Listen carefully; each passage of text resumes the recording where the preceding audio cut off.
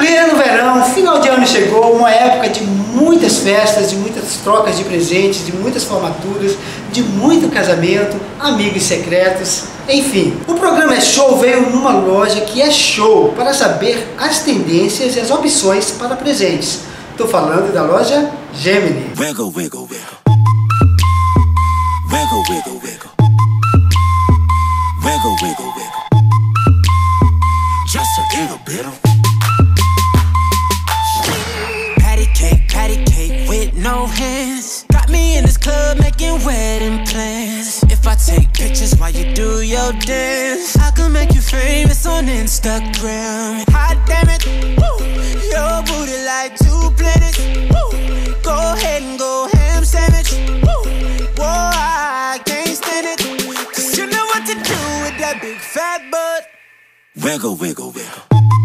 E aqui ao meu lado está a Marcela, que vai nos falar das tendências, de moda neste verão e também as opções que a loja Gemini tem a oferecer como itens de presente para este final de ano. Bem-vinda no programa É Show e fala para o nosso público.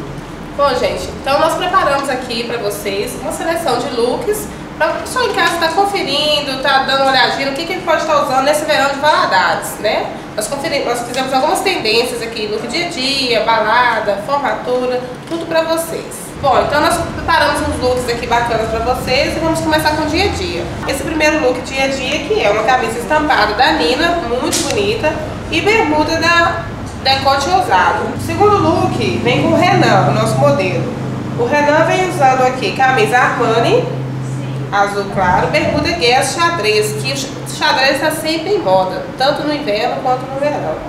Óculos da Oakley e relógio Timex para vocês, garotos. Bom, então o nosso segundo look da Lara é uma proposta mais à noite, mais baladinha. A Lara vem usando um conjunto da Nina, lindíssimo, com estampas bem estilo tie-dye, com animal print, que é tendência agora, tá usando demais.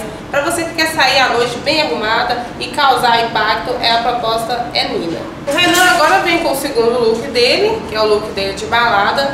O Renan vem com camisa da Guess e bermuda Aero. Aproveitando que o Renan também usa o tênis Adidas Spring Blade, que está super na moda, todo mundo está querendo, gente, nós temos aqui. Marcela, então fala pra gente o que a Gemini tem a oferecer aos clientes, para essa época que estamos vivenciando, de muitas formaturas, de muitos aniversários, casamentos. Bom, nós preparamos um look aqui também pra noite, para você que vai sair na formatura, vai sair no aniversário, final de ano aí, tá aí. Nós preparamos um look masculino aqui com o Renan.